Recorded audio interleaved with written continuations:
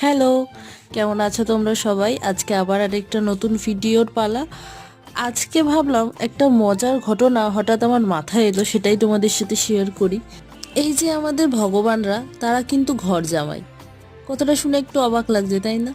আমিও যখন এটা প্রথমবার ভেবেছিলাম, আমিও ঠিক এতটাই অবাক হয়েছিলাম। আমাদের অন্যতম দেবী দেবতা লক্ষ্মী নারায়ণ। নারায়ণ কোথায় থাকেন? সমুদ্রে। আর লক্ষ্মী দেবীর জন্ম কোথায় হয়েছিল? সমুদ্রতেই, সমুদ্র মন্থনের সময়। তাহলে নারায়ণ দেব কি ঘর জামাই হলেন কি হলেন না? আবার দেখো আমাদের মহাদেব, তিনি বিবাহ করেছিলেন হিমালয় কন্যা পার্বতীকে। আর মহাদেব কোথায় থাকেন? কৈলাসে। আর কৈলাস কোথায়? কৈলাস সেই হিমালয়তেই অবস্থিত। তাহলে মহাদেবও তো ঘর জামাই হলেন। যাই হোক, মনের একটা অদ্ভুত ভাবনা, যেটা তোমাদের সাথে শেয়ার করলাম। আর শেয়ার করতে করতে এখানে আমার কাজটাও দেখো কমপ্লিট হয়ে গেছে। আমার খুব কাছের মানুষদের জন্য এই কাজ